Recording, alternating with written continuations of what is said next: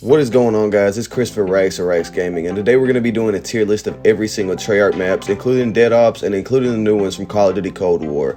Now, if you want to do a tier list too, I'm going to leave this one in the description so you can show me yours, because I know we're not going to agree on them all. Now, I got it split up into GOAT, MVP, Great, Good, Playable, and Get Out of My Face for the just garbage ones. Now, make sure you leave a like, comment, and leave me some feedback, and make sure you sub to the channel and check us out.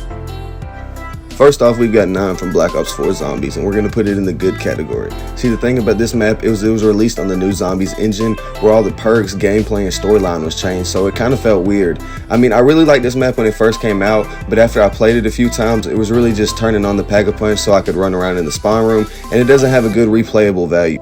Next up, we got Shadows of Evil, and we're going to put this in the MVP category because this map was amazing. This was the original Black Ops 3 Zombies map at launch, and it's just got a lot going for it. It's got a good story mode, a lot of perks, a lot of good weapons, a lot of side Easter eggs, and it introduces us to a new boss, the Margol, which is still today one of the best ones we've ever got.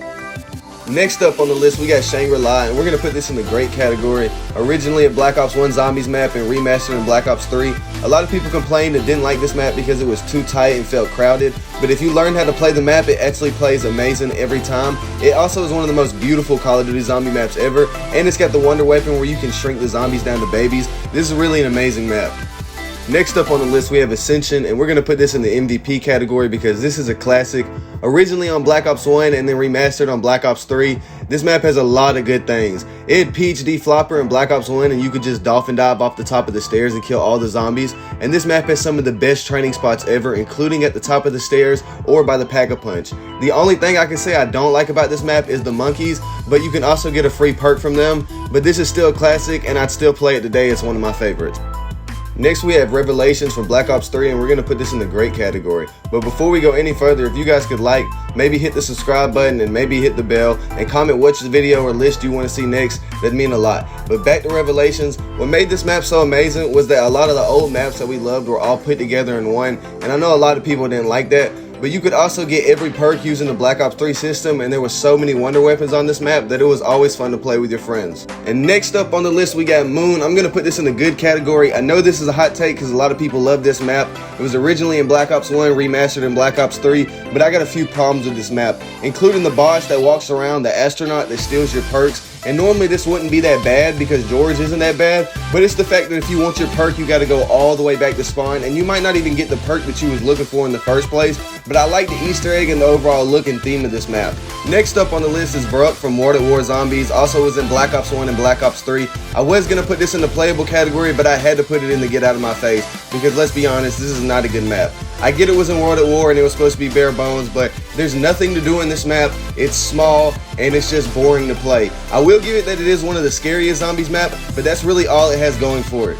The next map we got up is Transit, and it's immediately going to the bottom tier. This map is bad. There's going to be people trying to defend it, but this map is bad, and I can give you so many reasons. The lava and fog are so annoying, and even more annoying is the creatures that get on your face, and you got to knife them so many times. The boss is also pretty lame, and the wonder weapon is one of the worst wonder weapons in history, so this map is not good at all. Now we got our first map that's going to be in the GOAT tier, and that's Derision. Derision was in World at War, Black Ops 1, and Black Ops 3, and it played amazing in all of them. It brought us a lot of new things, including Pack-a-Punch and the teleporters, and it immediately made the game so much more funner to play. I know everyone remembers being on the catwalk and going for high rounds, and it's always a fun game to play. Our next map is Voyage of Despair from Black Ops 4, and this is also going to go in the bottom tier. This was one of the first maps on Black Ops 4 new engine, so it kind of didn't feel right and play right. It was on the Titanic, which seemed like it'd be cool, but it ended up being crowded and a confusing map layout. The wonder weapon was alright on this, and the boss fight was actually pretty good, but the map itself is just not fun to play. The next map to go into the GOAT tier is going to be Mob of the Dead from Black Ops 2, and this map's got so many amazing features. It brought us the Warden Brutus, and he's one of the best bosses ever, and it also brought us Electric Cherry, a new perk. It also has the Acid Gat, the Hell's Retriever, and there's so many good places that you can run around and train. This map's got everything, and you can play it over and over and over again. Our next map is Call of the Dead from Black Ops 1. It's also going to go in the GOAT category. This is probably one of my favorite maps growing up. It's got a celebrity cast, including the main boss, George Romero. He can kind of get annoying, but the map kind of makes up for it because there's so many training spots or spots that you can just hold off at, and there's plenty of water when he gets too close to you and you accidentally hit him. Jumping back to Black Ops 2, we got Buried, and we're going to put it in the great category. And I really love everything about this map because it's a really fun map. My only complaint about this map is that it's too easy. because you can really just get all the buildables and set up in somewhere like Jug or in the Pack-a-Punch room. But this map is pretty creative and it's really fun. I love the stuff like the chalk drawings and Leroy with his candy and booze.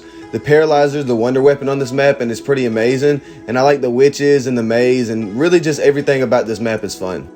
Next up, we've got 5 from Black Ops 1, and we're going to put this in the playable category because this map wasn't complete garbage. This map was really challenging, it was really tight in close quarters, and there was a lot of things on this map that I didn't like. For example, the Winter's Howl, the wonder weapon, wasn't very good, and then the scientist would steal your gun, and that was pretty annoying at times. But if you were looking for a challenge, this is a map you can hop on every now and then. Going back to Black Ops 3 Zombies, we got Garage Crovey, and I was going to put this in the MVP tier, but I ended up putting it in the Great One. But this is a great map, and it's got a lot of crazy things about it. It's got the Ray Gun Mark III, basically. It's got dragons that breathe fire on the map, and you can ride to the Pack-a-Punch. It's got an amazing boss fight with a dragon and Nikolai in a suit. This map is just action-packed, and I think that's the reason we all love it. Staying on Black Ops 3, our next map, Derision Drag, is also going to go in the GOAT tier. This map is just one of my favorites. It's got the 4 elemental bows. I personally like the wolf bow the best. It's got the Panzer Zombie from Origins. It's got a lot of places that you can just hold off with the bows, or if you want to, you can train on this map. And this map honestly can just be replayed again and again. Next, we have Nuketown Zombies, and we're going to put this in the playable tier. Now, this is the original zombie map, so it's amazing for that. But it's a really small and bare bones map, so it doesn't really have a replayable value. I mean, you can get high rounds by sitting there at the top and camping, but other than that, there's really nothing to do on this map compared to the other maps that you can go and play on. But for it being the original zombie map, it'll forever be great.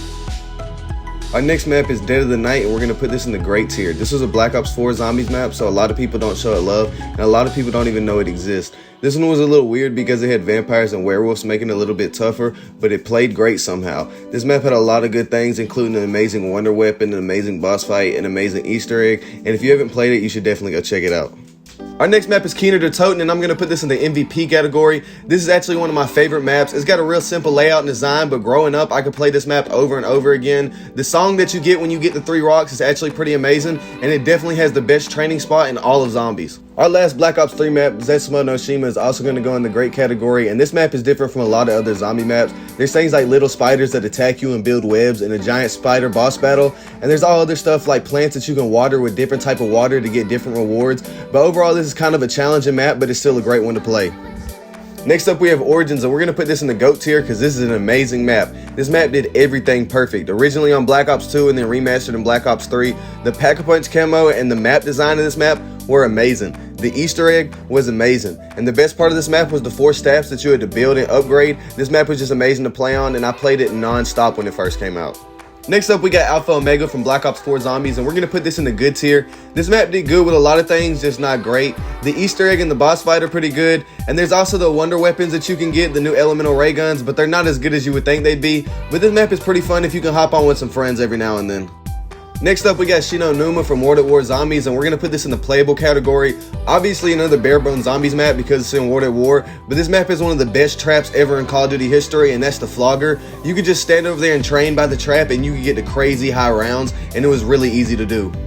Next, we have Nuketown Zombies. We're also going to put this in the playable category. This was on Black Ops 2, a pretty bare bones zombies map. It was just Nuketown with zombies, but the back of the greenhouse was actually one of the best training spots ever. This was really just a map to mess around with on solo. Back to Black Ops 4, we got Blood of the Dead, and I was going to put this in the playable category, but I had to put it in the good category, just for the simple fact that it is a remake of Mob of the Dead, one of the best maps. But Black Ops 4 did not do a good job with this remake. I really don't like the Easter egg, and a lot of the areas they added really don't add nothing to the map. It's just not as good as version as the original one was. Next up, we got Die Rise, and we're going to put this in the bottom tier because this map is absolutely dumpster juice. It's on Black Ops 2, it was the first DLC pack, and this map's got a lot of good ideas and a lot of buildables that could be good, but the way it plays out is just never good. There's so many places that you can just fall off and die on the map, and it's just not a map that you want to play over and over again. It's more of a map that once you play it once, you're done for a while. Next up, we got Classified, and we're going to put this in the good tier. This was a Black Ops 4 zombie map, a remake of the map 5, but a lot of things were done better. The teleporters were easy to use, the wonder weapon was a little bit better, and the scientist was gone. They also added areas to the map that just made it play a lot better.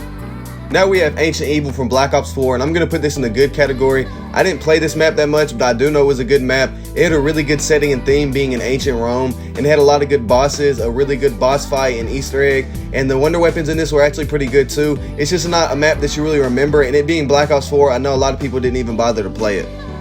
Our final Black Ops 4 zombie map is going to be tagged or Tottenham, and we're going to put this in the good category, and really only because it's the remake of the classic Call of the Dead. This was another remake in Black Ops 4 that really didn't go well. They added a lot of area that didn't need to be there. They took George out, and everything about this Easter egg sucked except the ending.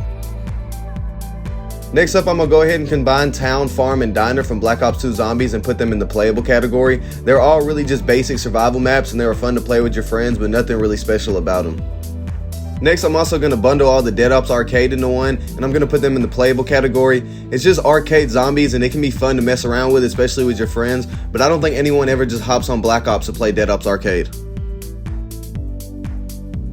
Now moving on to Cold War Zombies, we got Demon Shina, and we're going to put this in the good category. I thought about putting it in the great, but at the end of the day, I put it in the good category. They changed a lot when we moved into Cold War with zombies, and I'm split in the middle about it.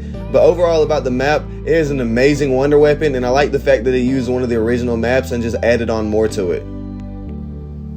Finally, our last map, Firebase Z. We're also going to put this in the good tier. There's a lot of things I like on this map, including the Mimic boss and the Reiki, because it's pretty cool, but this map can get boring pretty quick. But if you like any of the gameplay you've seen in this video, check below and you can get the link to see the whole gameplay, and make sure you leave a like and subscribe.